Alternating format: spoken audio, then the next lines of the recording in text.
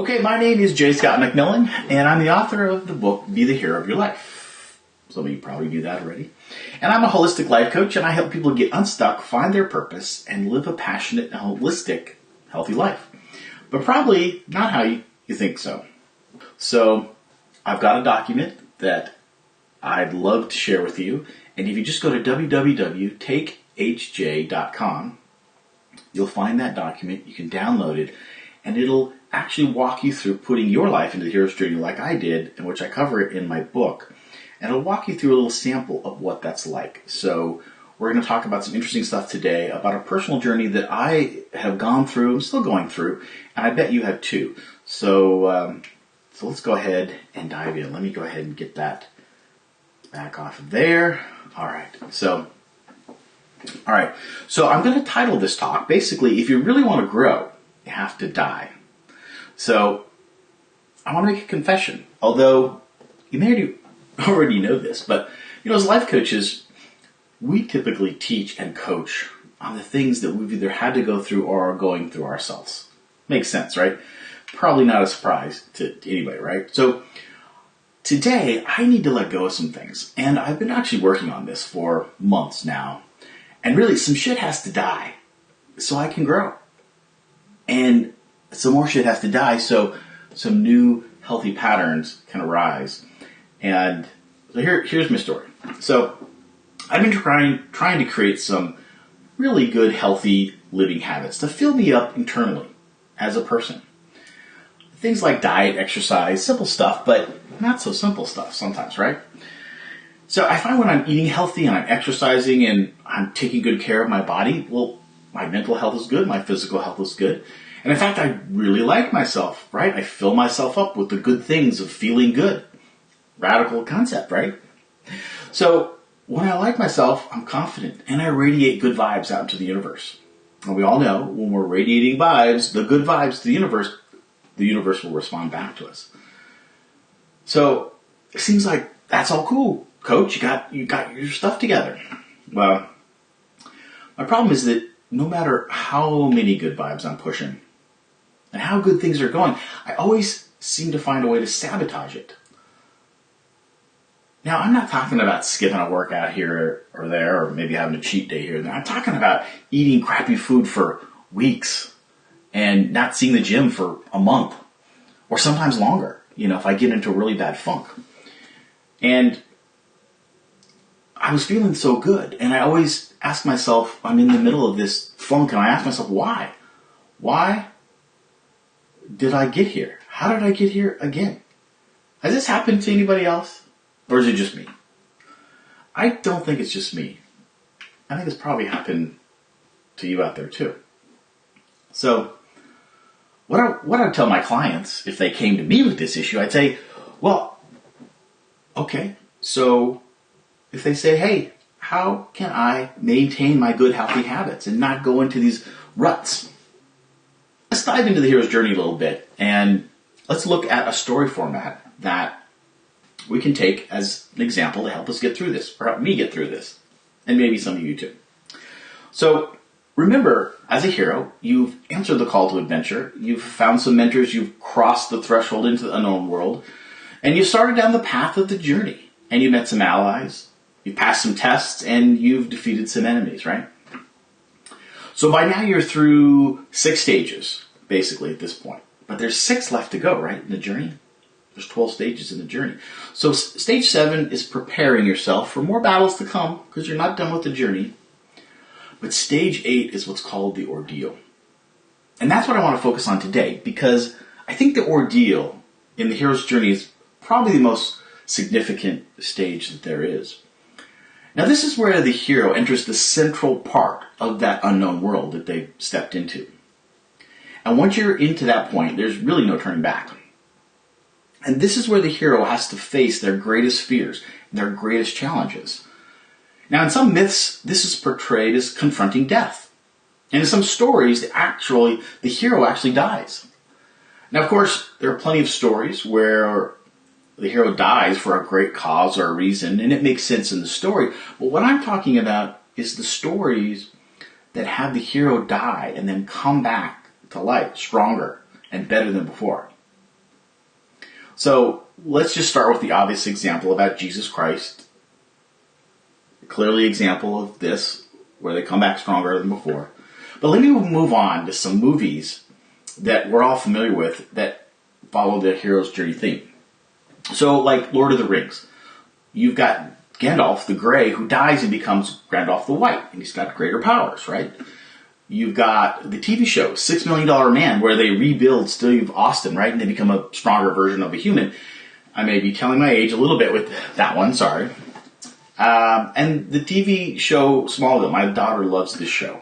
And they nearly kill Superman off, and even in the comic books, they nearly kill him off a bunch of different times, but he comes back even stronger, right? But the movie I want to talk about today is The Matrix. Because The Matrix is this awesome dystopian sci-fi blockbuster. I'm sure you're aware of it by the Wachowski brothers, right? And there's a main character named Neo, and he gets killed off. But he comes back to be even more powerful. Now, in this part of the story, Trinity and Neo, they go into the Matrix. And they're going in there to rescue Morpheus, right? And Neo is prepared at this point to sacrifice himself to save Morpheus. He really believes in Morpheus and the cause. So Trinity and Morpheus make it out alive, but Neo, he's ambushed and he's killed inside the Matrix.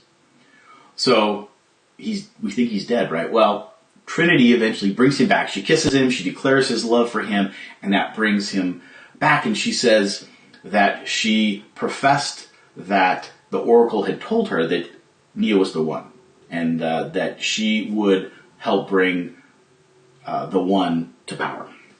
And so he does. He comes back to life. He's upgraded to become the one, and he gains all the powers that come with it. Okay, so why am I breaking it down like this? So for me, when I watch movies and I pay attention to the hero's journey story and to the theme, I realize, again, I've mentioned this before, I'm just like the heroes I see on the screen, that we can represent that and take it into our lives and learn the lesson. And this is what I want to help you do here also.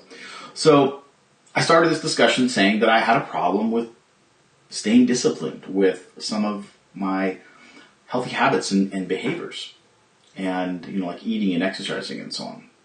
So let's take a page from the hero's journey to see if we can help myself out. Maybe you too.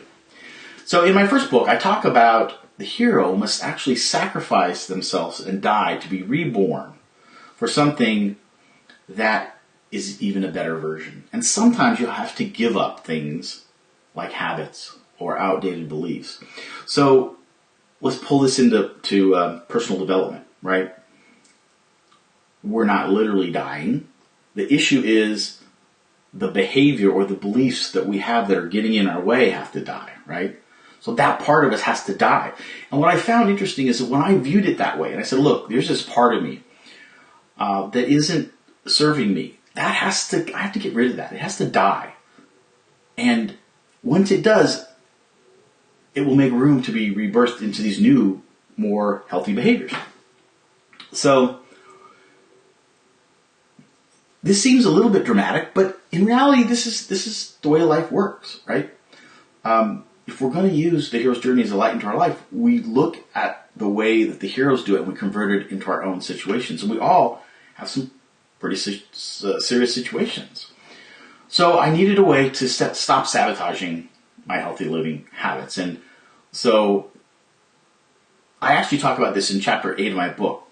I go through my transformational ladder exercise to identify what are the limiting beliefs that have been getting in my way that really need to die. Excuse me. And for me, I had to realize that I had been living with mediocrity, and that a lot of it had to do with chronic pain that I suffered 10, 15 years ago. And I outline that in the book. But when you live with chronic pain, and I lived with chronic pain for over 10 years, your brain changes. It changes you. You begin to believe that you really can't handle life, and that everything that you're doing is in relation to how much pain it's going to cause you. It just zaps all of your confidence, right?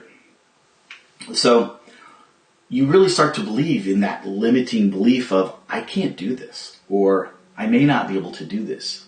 And so my kryptonite for me was feeling that I couldn't handle whatever I was going to do.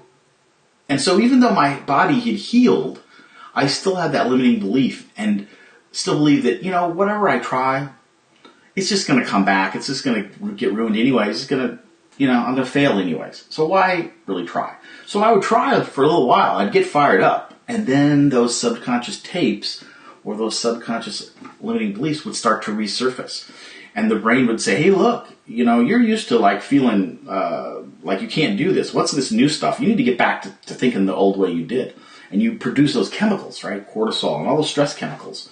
And it pulls you back in there. But we have to become greater than our bodies, greater than the chemicals that we produce through our stress responses. And we can do that. And see, how we do that then is we create more empowering beliefs. And it's pretty simple, right? You take the negative beliefs that you had, you recreate those into powerful beliefs like, I can do this. My past does not reflect who I am today. I've got skills and tools. I got this. I've been a hero before. I can do it again. And you replace those limiting beliefs with that. But here's the key. You've got to visualize this every day. And you've got to sit down and take at least 10 minutes every day to focus on those empowering beliefs. And you got to feel the emotion. And you got to see yourself in your mind doing them. So for me, getting up on stage and speaking. For me, exercising, riding my bike, feeling really good, and feel those good feelings and those good chemicals rush through my body. And you do that 10 to 15 minutes a day, every day, until you're literally rewriting those neural patterns that are in your brain. And you overwrite the negative ones with the good feeling ones. I know it sounds simple, but here's the key. It's consistency. Try this out. Just basically find what your limiting beliefs are. Think about how you need to kill that off. Something has to die so that the new empowering beliefs can rise up, right? And then visualize doing and feeling what that'll feel like. And do that for 10, 15 minutes every day. And see what it can do. And realize that if you're not quite there yet, then you're becoming it. So anyways, I hope you enjoyed this episode of Hero Life. And again, on the hero's journey. And go out and have a great day. Thanks a lot. Bye.